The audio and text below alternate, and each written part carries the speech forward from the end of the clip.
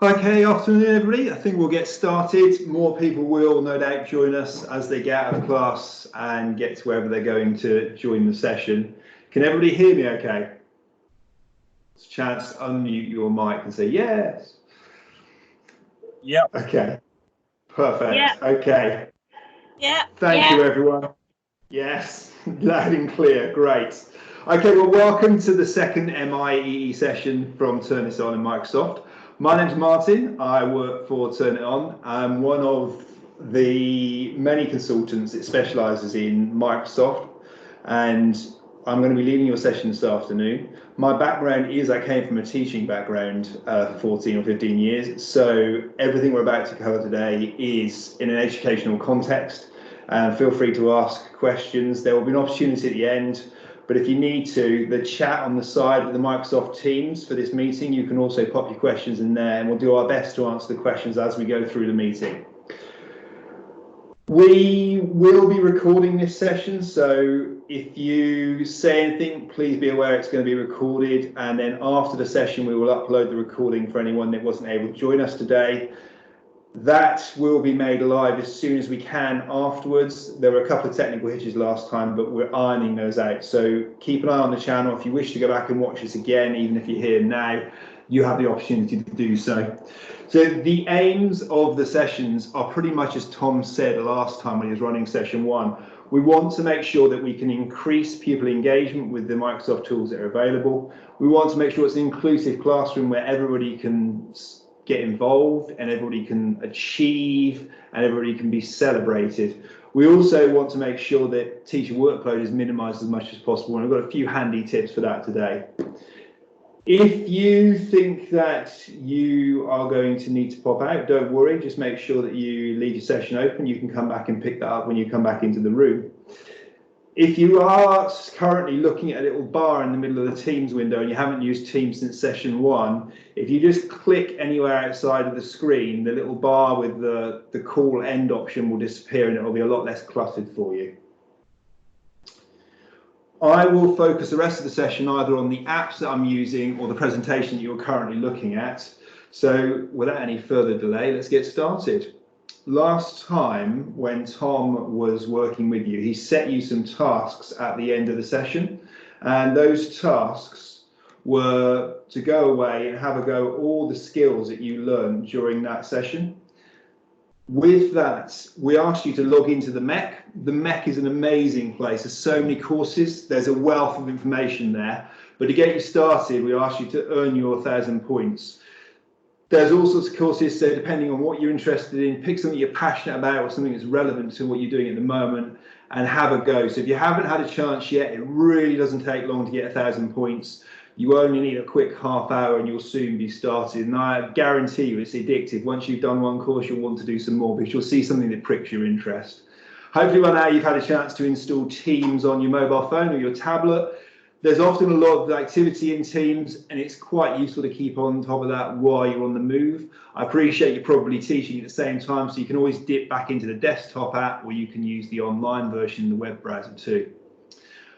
One of the things we encouraged you to do last time from Tom's session was to create a team in your school and then work with a member of the admin staff to get that set up, and then try using OneNote class notebook in the team to share information with the pupil or have a go with your class. We'll revisit this at the end and there'll be more of an open discussion about how you found that process, anything that you haven't asked as a question at the moment, either in the Teams channel or from contacting us directly, and try to support each other. One of the things we really want to emphasize is we've got the MIEE channel set up that you're all members of. We want to make sure that you do feel a community that's supported, and we're conscious that there's still some of you that haven't yet dipped your toe in, so please make sure that you join in and ask those questions. There's no such thing as a silly question. It's quite likely if you're struggling with it, somebody else is going to be struggling with it. In today's agenda, we're going to have a look at some apps that lend themselves quite nicely to the last session, as where OneNote was used with Tom. And we're going to have a look at Skype in the classroom, and then we're going to look at apps that will plug quite nicely into OneNote class notebook, and that's FlipGrid and Math Solver. I know from a few of the conversations going on, some of you have dipped into FlipGrid, but for those of you that haven't touched it yet, we're going to go over it this afternoon. We'll have, as I said, an open question and answer session at the end, And then we'll also look at a useful tool tip I have for you. If we're thinking of moving beyond the OneNote class notebook, which is an immensely powerful tool in itself, we're going to need something that's going to lend itself to the flow of the lesson, and FlipGrid is really useful for pupil voice. It's also useful for self-assessment and reflection. It's useful for peer assessment, and it definitely builds resilience in learning, that fear of not going back and revisiting something again and improving it and making it better. The Math Solver tool is very good for developing math skills, obviously, but does transfer itself to other subjects in the curriculum. But really, I see quite a bit of collaboration when people use that in class, because the discussion that the pupils get when they get stuck in as to why something is wrong or right, and then that deeper learning occurs. All of the tools that I'm about to show you can use for differentiated learning in the classroom, and we'll discuss that as we go through.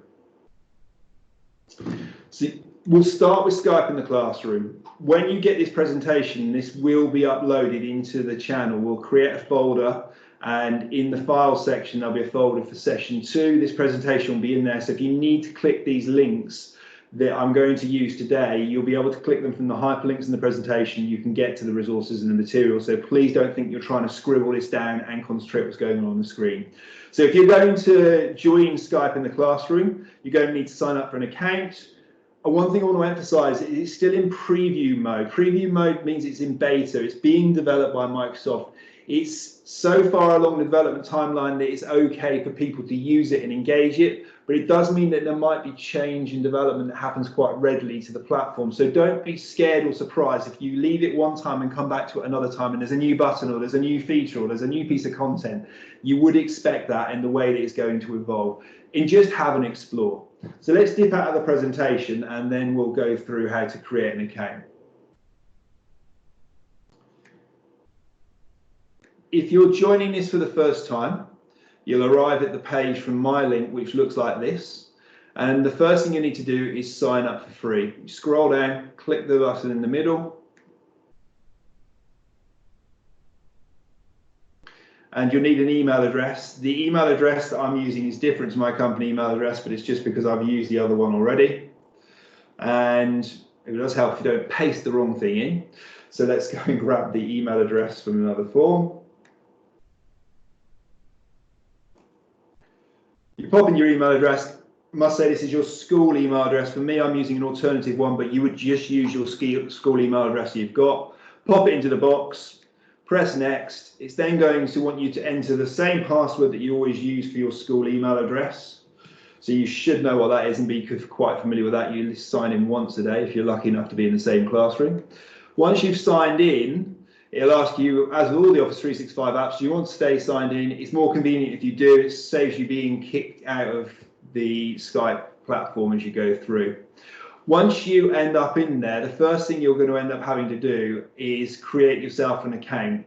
My account has already been partially set up, but it's just very basic information such as your name, where you're based. It's really important to get the location correct, because otherwise when you come to undertake activities in the classroom, if you haven't got the time zone locally to your area, you might be engaging with someone that's in the UK, but you've got your time zone down as Canada, and then your availability will be on Canadian time, not on UK time. So it's quite important to get all those settings set up. The rest of it is just really obvious. It's your name, the school that you're attached to, and the role that you have in the school. Once you've done that, you're going to need to get stuck into creating your classroom and your projects. I'll just dip back into the presentation.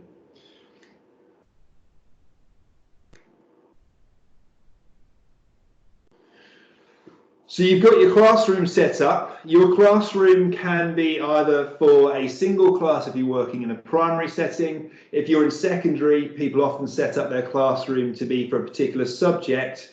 Some teachers I've seen set up a classroom by sets within a subject. So if you're a science or a maths teacher in a secondary school, you might have a classroom for each subject. You can have as many classrooms as you like, and they will all sit underneath your profile, so you can move between your classrooms. So you don't have to reuse the same classroom for different sets or different subjects. You can have them completely separated. One thing you're going to need to do then is make sure that you understand that your classroom is going to end up being in calls. So it's really important to get your pupils or students organised in that classroom. There's a really handy section I'll show you in a minute where there's a resource bank and you can assign roles. To get the most out of any Skype in the classroom call, it works better if everyone in the room has a defined role. Maybe they're the organiser of resources. Maybe they're going to ask key questions. Maybe they're responsible for everyone being in view of the camera.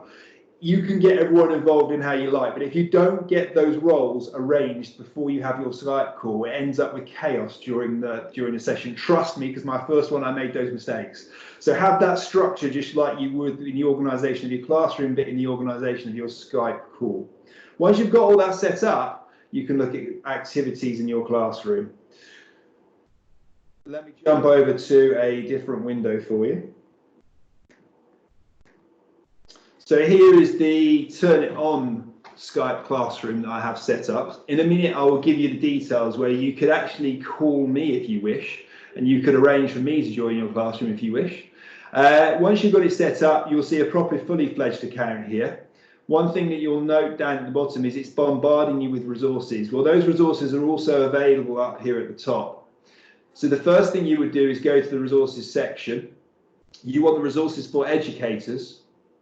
And in there is quite a few pre-made materials that are really useful. If you haven't read it, and you won't because you're only just joining a session, the Getting Started guide is invaluable. Read it, have a go at it. It's very pictorial. There's lots of screenshots. It's not too heavy on the text. It's easy to then relate it to the real platform. That just helps you getting set up. One of the things that we're going to touch on today are disco libraries. So disco libraries have lots of topics and themes. Skype in the classroom lends itself really well to a particular theme or a topic that you might be addressing. So it could be in primary school that your normal topic, it might be you're going to be looking at Anglo-Saxons or something like that. In secondary, you might be working in science and maybe you've hit the unit in Key Stage 4 that relates to space, and you want to then use that to engage with someone and bring them into your classroom. And that's what Skype in the classroom is so powerful for. I was on about preparing people for the call, so the resources and everything you need to assign students or pupils roles are in here. So just click view more. There's lots of hyperlinks and resources you can download. There's cue cards that go on desks. It makes it really easy to use it without you having to do any preparation work and create all those resources. After it's been set up, you'd go to find activities in classrooms. So one of the ways that you're going to use it is to engage and bring people in that you couldn't normally access. So you could just say, well, I want to get a guest speaker, and you can filter on the left here by unticking. You can decide that I want the guest speaker to come in. There might be the age range. So guest speakers, schools can offer to be guest speakers for other schools. So you might have students or pupils that are guest speakers. It could be teachers, or it could be somebody who's a professional in their field. You could also say the duration of the session that you want down the side, and there's lots of options to filter it, but I'm going to couch mine around space. If I then narrow it down space, I might decide that I'm going to go and visit a museum that's in another country. So here's the Intrepid Sea, Air and Space Museum. Has things like NASA space shuttles in it, so I can organise a virtual field trip. This is more of a passive way of using Skype in the classroom. You organise your field trip, there's some pre-recorded content, but effectively you tour the museum, you see all the highlights, but you don't have to go to America in order to see that. You get to see some of the objects you couldn't possibly get access to, even if you visited some of the main museums in London. Another way of doing it is to get a guest speaker in. So you can book guest speaker sessions. You said you could book me, well, you can book other people. So we're in space. You can actually get a NASA astronaut. I did this when teaching in Key Stage 4. We got an astronaut. We were lucky enough at the time. NASA was conducting some outreach work. We managed to get a one-to-one with an astronaut. The sessions can be mixed. If you're really fortunate, you'll get some one-to-one time, but more often than not, you'll be part of a cohort joining a guest speaker. You'll still have an opportunity to ask questions, but bear in mind you're going to be one of a number of schools in front of them. So if you want to request a session, you click request a session if it's something you think it ticks the boxes of what you want to know about. In it goes. You choose your calendar day you'd like to have them in. So you think, well, when am I scheduled to be with my class? If you're with them all the time in primary, you've got a bit more flexibility. If you rotate to a particular period a week, then you might have to pick it. You double click on the session you want, you book it in, The request goes off to the guest speaker, and then you enter into a dialogue to see if they're available.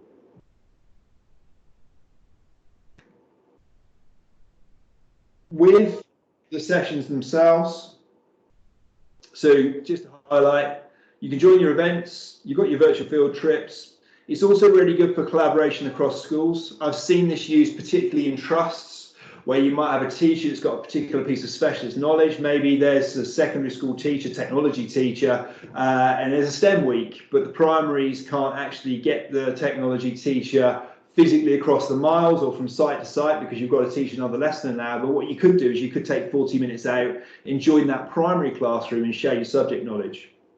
You could also use it for CPD as well. I've seen this used quite successfully, a bit of a crossover with Teams here, where you've got the opportunity to go and join someone. Again, it could be within a trust, it could be just a collaboration between a group of schools. I've seen this with heads meetings as well. You can drop in, you can share that knowledge or skill, and then you can leave the rest of the group to it. The other way that I've seen it used, and this is quite timely for where the challenges we're facing at the moment, you can join staff meetings remotely. So we're all aware that coronavirus is looming, and we've had lots of questions coming in to turn it on just today as well about how we could use different tools in Office 365. Well, we touched upon Teams last week, and certainly Teams and OneNote class notebook in there is an amazing asset that you've got at your disposal to potentially teach the pupils or students that you have that you would normally see face to face. If you were notified that your school had to be shut or needed to be isolated, we've already got our consultants working with our schools, and we're setting up pupil users where they aren't set up in schools. If they are set up, you can enroll them into Teams, and then you can start to teach them across the internet. So at least you've got an opportunity to engage with them and grow them and develop them, even though they're not in front of you. One of the things that you will need to consider if you're setting up the new pupils is when you're setting up the users, you want them in what's called a walled garden, particularly with primary school pupils. You want to disable the ability to email externally. So it's really important that when you configure them, you apply the correct security settings to the group that they belong to for Teams, and make sure that you've got the email privileges set up correctly. If you're doing it yourself, I emphasize, please be really careful of that. If you've got to turn it on consultant, they'll be able to support you with that question. The next area we're going to move into is FlipGrid. And FlipGrid is a really powerful tool.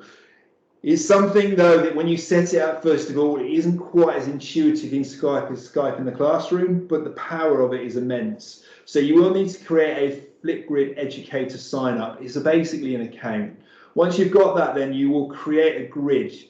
We'll look at what a grid is in a moment, but a lot of people, when they first come across FlipGrid, go, well, a grid? What on earth is a grid, Martin? A grid is your class or a community. So it could be your defined class you teach every day in a primary school. Could be a class that you have for a period of week in secondary. It could be a community, as in for pastoral purposes, communities lend themselves quite well. Once you've got a grid, inside the grid you create topics. So topics, as it says there, they can be discussions, they can be questions, they could be content you're looking at. So it could be a unit that you're studying within your subject. But it allows the students or the teachers to add responses, and it's quite rich and diverse in the opportunities available. It's videos, it's GIFs, it's images, it's text. It's quite multimedia focused, and it's very lively, and it certainly draws students in because they all of a sudden want to engage with the platform. Just responding is very simple. It involves pressing the plus that you can see there, but you do need to consider who the audience is. So when you organise your classroom to use FlipGrid, make sure you think about how the students are going to use FlipGrid. One of the things that Tom mentioned in session 1, and it drives the whole theme of these 6 sessions, is what you've got available to you at the moment. It may be that Office 365 is locked down and this part isn't available yet, and you need the IT admins to enable it, or you'll turn it on consultant to add some functions in. It could be that your hardware itself is a limiting factor and you've only got one device in a classroom, for instance. So in an ideal situation, you'd have FlipGrid, and every pupil or student could leave responses and could add to a topic that you've set up. But it could be, if you've only got one device in a classroom, let's say you're in a primary setting, you've got one in the corner, it's a desktop computer, you could have a FlipGrid pod. So you could visit that pod on some sort of carousel, And throughout the lesson, the pupils can add their FlipGrid responses. So you've still got those responses captured, and you can look at them either as a class or as a teacher, and that's what I mean about making sure that the audience is correct. And then that feedback often is very formative in its response. Down the bottom of there is the FlipGrid I've set up for the TIO MIEE Session 2. So if you want to make some FlipGrid responses, you can using that link, and this will, as I said, will be in the file section afterwards. But also, I'm conscious Tom set up a FlipGrid a couple of weeks ago. I've made a response in there, but we'd dearly love to get you involved. So if you look at the conversation and the posts in the MIEE general channel, you'll find Tom's FlipGrid in there for the MIEE. Enough discussion about how it's done. Let's have a look about how we set it up. So in here is the FlipGrid I spoke to you about. When you first come and set it up, it won't look quite so nice as that. So if I have a look at the FlipGrid that we have, you'll arrive at a page like this. You'll need to go to Educator Sign Up, and a similar process to the classroom. You sign in with your Microsoft account. You choose the Microsoft account that you've been issued with from school. So I'm using an alternative account here. It asks you then to accept the terms and conditions. There's not a lot you can do about that. I haven't discovered anything sinister in there. You consent on behalf of your organisation. You press accept, and then you'll end up arriving at a very similar place to how I've set up over here. So you've got your grids. It'll ask you first of all to add a new grid because you won't have a block down here. It'll be completely empty. So when you add a new grid in, you need to choose whether it's for the school type, student, or public PLC. Most of the ones you're going to create are for a school email type. You get to the name of your grid, so I called mine MIEE Session 2. You can then customize the code that your grid will have attached to it. If you don't want to have the random string that's there, put something in that's more meaningful to either your class or the pastoral subject that you're setting this up for. This is just in order to make something to put your topics inside of. So the grid will be your classroom almost.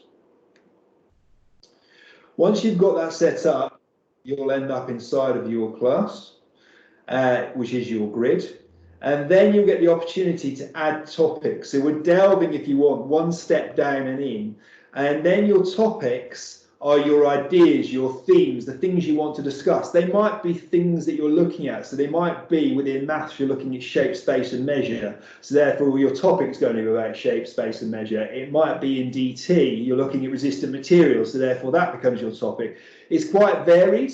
And you normally couch it within your grid. So I would keep anything within the session 2 that's relevant to session 2 of the MIEE, and I'd create another grid for session 3. So you might want to do that with different subjects if you're in primary or secondary. Once you've got your topic, it's a similar process to making your grid, but with a bit more detail. You give it a topic title. You can give it a prompt, which normally is a description as to why this topic is being used. The record time is quite important to set. You can have different lengths of record times when pupils or students make responses. It can go up to 5 minutes.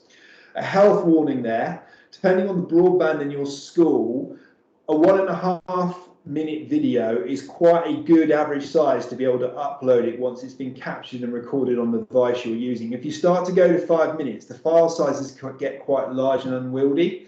There is a cap on the size as well, and you can change the quality of the footage being recorded. All the footage that needs to be uploaded, the web camera needs to be able to record 720p footage, which means it's HD. So if you've got an older webcam, it might mean that you need to investigate getting a better quality external webcam before you engage in this. So a little bit of practicing it and using it with you yourself and a colleague before you launch it upon the pupils and students. You then give it a focus. You can add videos. So you'll see in Tom's, he's got a video he's recorded for you. I just used an image in mine, and then you go create a topic. There are more options down here. So when you come down, one of the useful sections we'll look at is topic status. People often get quite nervous about, well, if it's students and maybe it's a secondary setting, sometimes a primary setting as well, they may not use the appropriate terms. you will get that trust built over time, but sometimes people will try their luck when you're first using this. So you can switch on video moderation. So when somebody submits a response to a topic, you won't always get it released straight into the topic responses. You get to moderate it first, listen to it. If you decide it's inappropriate or it's not the standard, the quality or the focus that you wish, you don't have to release it. You can also have a status of your topic, so you can build your topics in advance, a bit like if you're building a web page. You can have it hidden. It's visible to you and you can see it, but anyone who's been invited to your grid couldn't see it until you change it to active. You've also got the option there of frozen. Frozen means it's effectively read-only. You can still see it, but people can't make responses and interact with it, but they could go back and reference it should they need to check something in it. If it's active, another thing you can do is you can choose the window that it's open for. You can have an end date or you can never have an end date, it's up to you, but you can limit the time that you may be able to get responses in there. There's lots of video features down here that you can try, things like having video counts for coming in. The basic feedback is the one to start with. You can customize the feedback to have feedback types. So what does that look like in reality? If we go back to my grids, and I go back into MIEE session 2, you can see from the actions here, the settings that I've chosen. You can record a response directly from that. You can quickly duplicate topics. So we said about saving time for teachers, we're all hard pressed. You can duplicate it and reuse it. You haven't got to create it from the ground up. If you think you want to go back and change something, go to the edit topic pencil on the side. If you want to share it with your pupils or students, that's quite quick and intuitive. You can either share the code, so they can all log in using the code when they're signed into FlipGrid. If you've got camera-enabled devices, you can use QR codes. So I've often popped these up around the classroom. And if you're using a tablet with a rear camera, you can walk up to it, scan it, and it brings them straight into the topic in the FlipGrid. And there's none of that faffing around with typing codes in. It makes the whole learning experience more seamless, so you haven't got that dead learning time. If you want to view what it looks like for the students, press the view button there. It will open up in another tab. You'll need to sign in as if you're a student about to use it. So you sign in with your account. So it's just your school account. So I'm going to sign in with my normal turn it on account here. And this is what they would see if they then visited the topic inside of your grid. So remember, you could have all these different topics. So in here, it's about empowering voice, pupil voice using your FlipGrids. Immersive reader is something we'll touch on, but if you've got children with low literacy levels that don't naturally find reading easy and it's going to be a barrier, well, it doesn't have to be a barrier because Microsoft have thought of that. And you've got immersive reader built straight in. If you clicked immersive reader, the text that's contained there that might not be accessible all of a sudden gets converted into audio. You press and it'll be to the people and students so they can understand what they're being asked to do. It also works for EAL because you can convert that text into another language. Here's the magic plus button. So if you want to make your response, you press plus, up comes the video to capture. It will use the webcam that's in your device. And now I can see myself twice, which is quite disconcerting. And you press the record button in the video and it will record the feedback or the contribution that you want the student or the pupil or the member of staff to make. There's lots of other options in here. So you can have filters on top, you can add text over the top of the screen, you can have stickers and emojis that you can add in there so they come into. Students really take to this and find that leaving assessment and peer feedback is something they enjoy doing, and they then end up taking it from other people, whereas it might have been drudgery if they were writing it in a book or leaving it in a more traditional way. And there's nothing wrong with that, but it's just another way of getting them to engage. As far as FlipGrid is concerned, that is most of the areas that you're going to touch on when you create it for the first time. I'm conscious of time as well, so I'm just going to show you where you would find the FlipGrid that we would ask you to engage with. I'm going to move over the team from the other window. If you went into the teams on the side here, down onto the MIE, I've got a lot more teams because I've got teams within Turn It On that I'm working with, but pinned right into the team at the top here is the FlipGrid that Tom created. So if you click on that, and then you will be asked to sign in because you're asked to sign in every time you use your account from school. Mine's happening off screen. because I'm using two desktops for the purpose of today. Once you're signed in, here's Tom looking as graceful as ever there. He's left his stimulus and response as a video. There's his text to describe the context. Here's my response I've already made, which simply was pressing the record button. If you are in a situation where the video doesn't upload straight away, you can download it locally to your computer, or you can save it to the server, or you can save it to your OneDrive in the cloud. You can always upload it again later, so you don't have to worry about losing it. It's already been thought of. So we really would like to see some of you adding to our MIEE community FlipGrid. Share your experiences of using any of the Office 365 tools, the perils of being an MIEE, things that you want to celebrate. If you want to ask a question as well, it could go in there, but please start to contribute, because it's something we really want to get you involved with. I'm just going to pull the teams out of that screen and bring you back over to the presentation.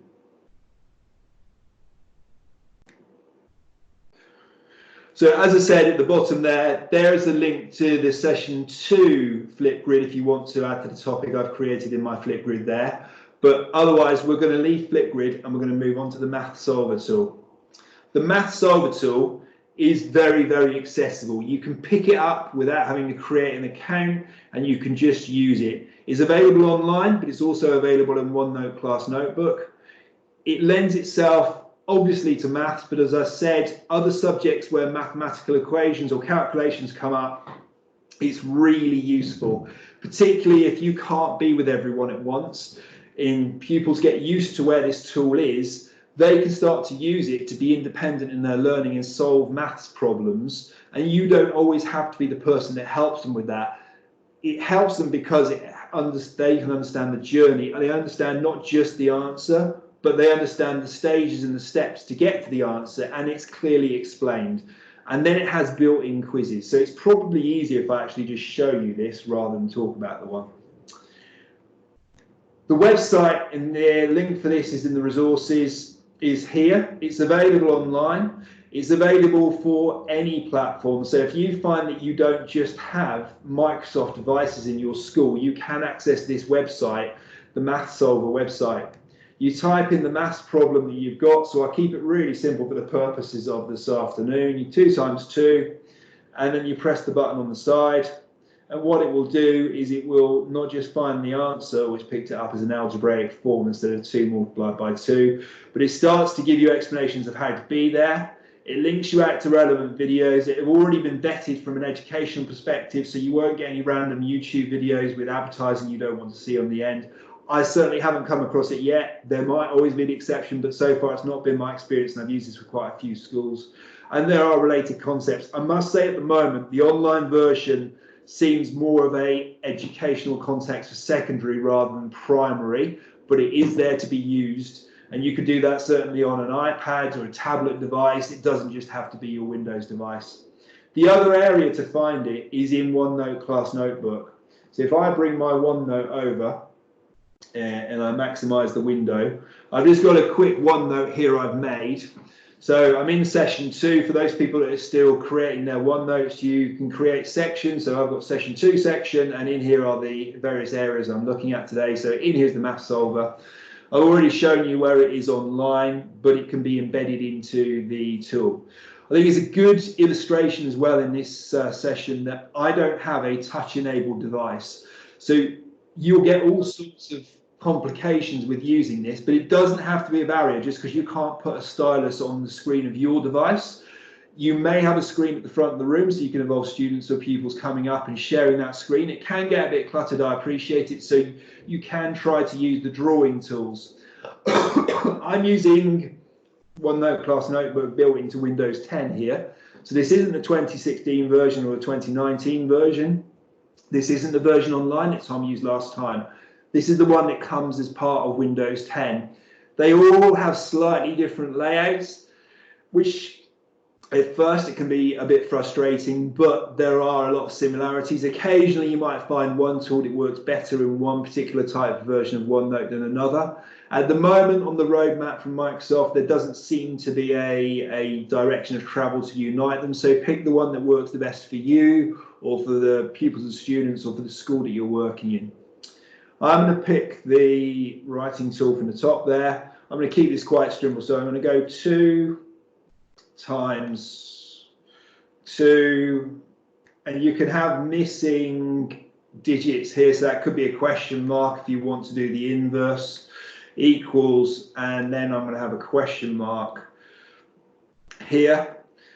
I can either highlight it by just dragging out across, or I can use the lasso tool up here in the drawbar, and I'll pull out across my content. As you can see today, I'm not that good at using the lasso tool, so I think what I'll do is I will go back to this, I will click out of it, and I'll just highlight this way. So I've got all of my content in there. Then up here, you'll notice there's a maths tool nestling at the top. So this whole application is built into OneNote Class Notebook. It's also built into OneNote, but it works better and will have more options than OneNote Class Notebook. If you press it, up there, it tries to convert what your answer might be. So it's picked up the question mark as a 7. So you can try and fix it. And if you want to go to the fix it, you can highlight the bit that doesn't work particularly well, and you can try to replicate what it might be. I am going to take a rubber and I'm just going to rub that out for the purpose of doing this demo here. As you use it, it does tend to pick up the handwriting you're using and get better. It's got AI built into it, so you can use the tool to get it to understand your writing. I'm going to try and lasso that again, and then use the maths tool. So here you go, it's picked up 2 times 2 without the question mark this time. You can ink it directly in, so instead of having your handwriting, if you press ink into maths, it then converts that. If you want to go back to home, you change the size of that. So if you wanted to make it a lot larger, because it's quite small for the back of your class, even 18 isn't that big in here. But you can select other actions, so you can evaluate, so you can show the steps. This is a very, very basic example, but if you were using an algebraic equation, or maybe you're adding fraction, you would see several steps here. So when I say it's about the journey to the answer, the pupils can be really independent in getting the explanation. Again, immersive read is built in, so it can be read to the pupils or students.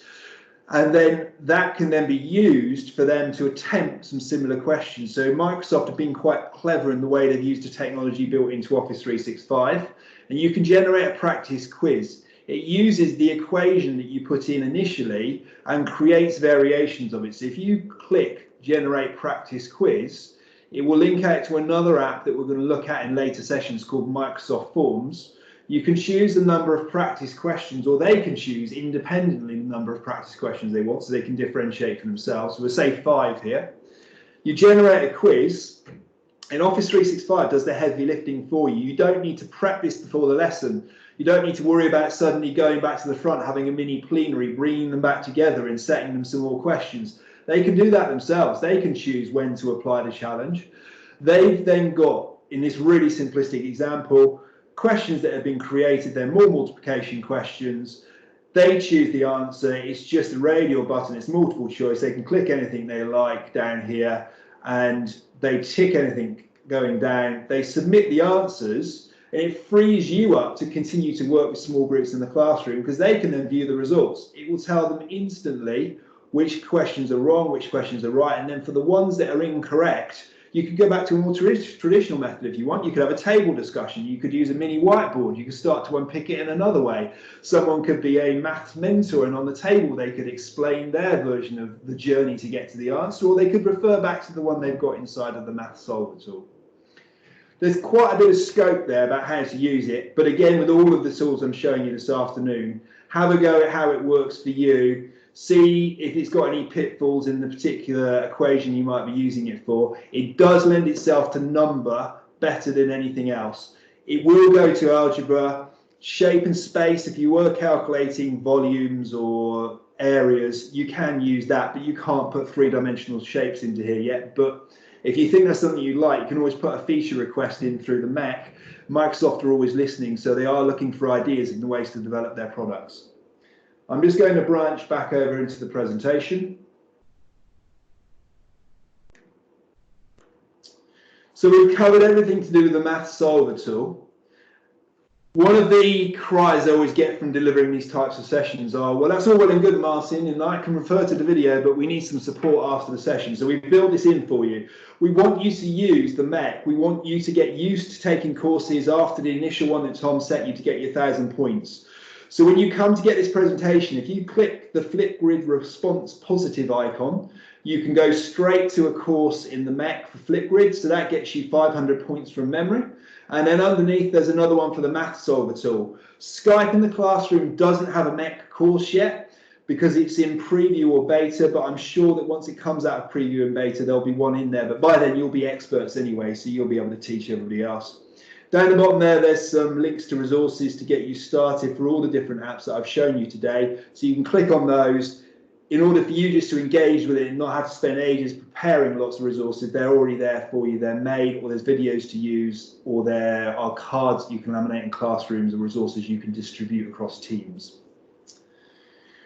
So this is a good point for me to jump out of the presentation and move back over to Teams and answer any questions that you might have, pick up anything that you've got from the task we gave you on session 1 before I set you some tasks to have a go at on session 2. I've also got the useful tool, which is Microsoft Translator, but we'll come back to that in a little bit. So I'm going to move back over to the team and bring the team in here.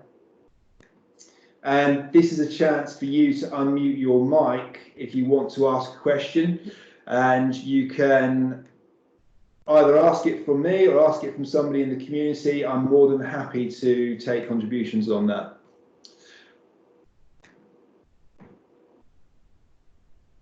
Okay, does anyone have anything they'd like to ask? I have a question. Fire away. I work with the younger children in Key Stage 1, and I just wondered how to use Microsoft down with the younger ones. At the moment, I'm using Sway and things like that as a front, but they're not able to access it as well as the older children. Are there any particular areas of the curriculum or things that you're trying to teach that you could highlight that you've struggled with?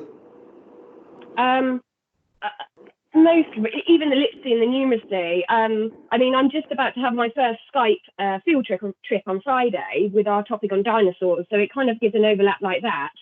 But even like you're showing on OneNote, or, you know, the children be able to do the maths and things, my children take a good 5 to 10 minutes just to log in. Yes.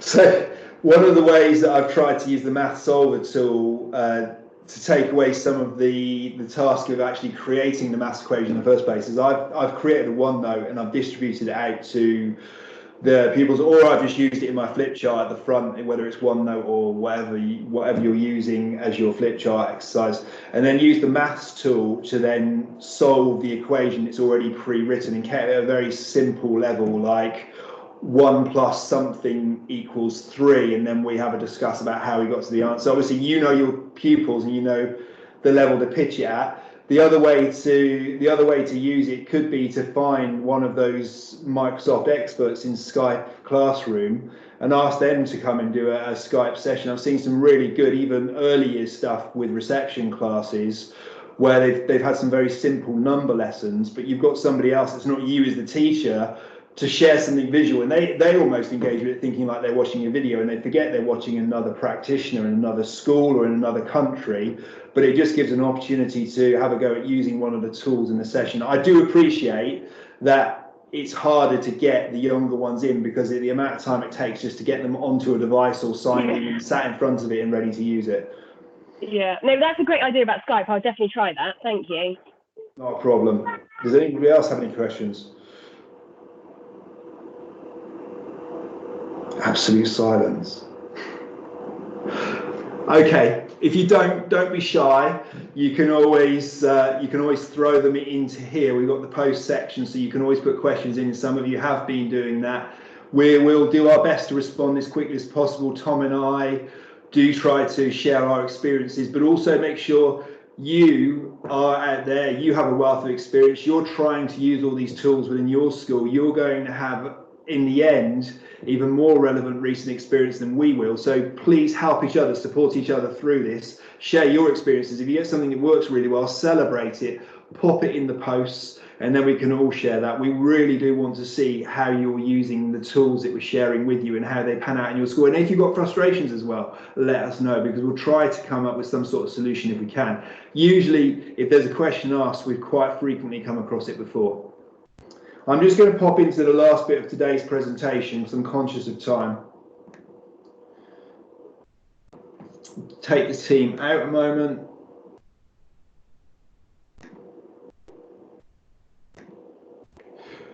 So Microsoft Translator is the final tool. It's really good if you've got a lot of EAL students. You can use it in the classroom. There are some parts of the translation element that we'll look at in a future session. So one of our future sessions is Microsoft Learning Tools. And we've got a session coming up all about immersive reader and learning tools. But part of that in isolation that's really useful is Microsoft Translator. So depending on the demographic of your area, you can also use this with parents too. I've seen it quite successfully used in that element. So if I take out my OneNote and I come across to Conversation Tool, the link to the website is there, but it's at the top in my URL. When you initially arrive, frustratingly, it comes in join conversation as if you've already been invited. What you want to do as a teacher is start a conversation. You'll need to sign in using your Microsoft account. Again, your school's account will be absolutely fine. You can tick if you're going to use this in the classroom with a group of pupils, but you don't have to. It works perfectly well with adults as well. You choose your language and you press enter. And then, if everything goes well, you get some canny snippet from Microsoft and you end up going into your classroom. So you might need to sign in, which I think this is what it's going to get me to do here. So I'm just going to sign in again. It does sign you out after a while, so let's try going back in. Putting on my Sunday best now. And then when you arrive, so if you get what I had there, it just means it's timed out. Don't let it phase you, just sign in again and you'll be able to go straight through. So this uses QR codes as well. So if you had a parent that came in, maybe they've got their mobile phone in their pocket, if they scan that QR code, it will take them straight through to the Translator website. And the beauty of this is it will use your microphone that's built into your device, whether it's a tablet, computer, whatever it is. And as you speak into your computer, if this is going to work seamlessly this afternoon, you can then type and it should pick up the information that you're typing on screen and it puts it in there for you. But then at the other end, when you take your finger off of the microphone, it stops accepting what you're recording. They would then see it in their native language and you can end up having a conversation. So there are various translation platforms out there, but Microsoft offer this for free. And it's a way that you might be able to reach someone that you couldn't get to before. It's a way to engage with them in their language, whether it's a pupil or a student or whether it's that parent. So it's a little throwaway from me at the end of the session. It's something you can go away and have a go at using in your schools. It might be of use to you, it might not, but we'll try to give you things like that to have a go at the end of the sessions. So the follow-up from this session itself is going to be around using the tools that I've given you. So we'd like you to make that contribution to the MIEE FlipGrid, whether it's the one for session 2 with the code that I've given you, or whether it's Tom's that he set up originally, and then have a go at making your own FlipGrid. You'll need to set your account up, make your grid, and then start to create your topics inside your grid. Another one we'd like you to have a go at is using the Math Solver tool. Some people may find the website useful, but where the power really is using it with what you learned last time, which was the OneNote class notebook. So go and open your class notebook, have a go with the class where you know it's going to work if it's possible, particularly with your age group. I appreciate it's more difficult with Key Stage 1 or if you're an EYFS. And then see how it works in your lessons. I've often found it really powerful. I've almost been able to step back as a teacher because the learning and the ownership is transferred to the pupils and they're running with it. And they start to come up with their own maths quizzes using that as well. Join Skype in the classroom. I cannot emphasize to you the power and the transformation I've seen. That awe and wonder on it was a bottom set of year 10s in science when we were covering space, where we had a NASA astronaut join us live in our classroom. We were lucky enough to get that time one-to-one, but they could speak with the astronaut and they could ask them questions firsthand. Where else are they going to get that sort of experience but in Skype in the classroom? Or you could go and book those field trips around universities or places that geographically you couldn't visit, or even maybe due to coronavirus, you can't visit in this country, but you could go somewhere like Kew Gardens. You can have a trip around Kew Gardens, and you can see all the important aspects of Kew Gardens. So you might be looking at that in diversity and plants. Then post a question. We want you to feel like a community and feel like you can all support and be open and talk to each other. So post in the MIEE team. And also we want you to continue to come to as many events as possible. We appreciate you've got busy lives, but I'm going to share now the really important dates coming up. So the ones in red at the top of this grid have already passed. We've got today's session, which I've put in red. The next is going to be Monday the 16th. We've got some MIEEs that are going to join on sessions like this. So the next one will be Paul Dredge. He's amazing. He's got a wealth of knowledge and he is out there living and breathing this every single day, as is Lanny. And he'll be around to join a session on the 25th of March. We'll put invites for these in the posts on the MIEE team, so you can easily join those sessions if you want to.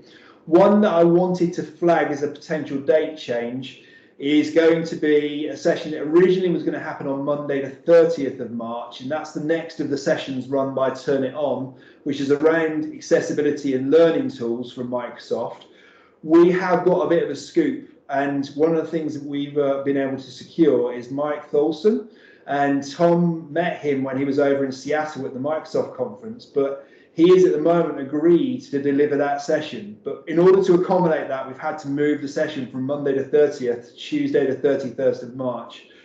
Mike is somebody who is inspirational. I cannot emphasize enough how much, if you can clear your diary and get into that team session, join it. You will get so much from it. He is amazing. And what you will get in the way of learning tools will be one of those things that transforms how you enable pupils to access the resources that are in Office 365. The other sessions down there are listed out for you. The dates, some to be confirmed with the MIEE session at the bottom. Also, if you're able to come up to Bishop Creighton, it's one of the showcase schools. That's on Tuesday the 31st of March. I appreciate if you're at Bishop Creighton, you're not always going to be able to join the other call that we've got from Mike. So we'll let you pick which is most pertinent to you and your school. I haven't got anything else to add in this session, so I'm quite happy to field any more questions and answers if you want to unmute your mic and ask them. Otherwise, I will finish for this afternoon and stop the recording. So I'll just pause now and let anyone unmute their mic if they want to ask any questions. Okay. I want to thank you all for joining us this afternoon. It's been good to have you along, and don't forget to have a go at everything we've asked you to do during the sessions, and make sure you talk to each other. Remember, we're here for support as well, and just keep doing what you're doing, and we'd love to hear about your experiences of using everything in schools. Thank you, everyone, and we'll remain in the chat for a little bit if you want to type any questions, and then we'll respond to anything that comes into the chat over the next day or so. I look forward to joining you all again soon. Thank you. Goodbye. Thank you. Thank you. Thanks.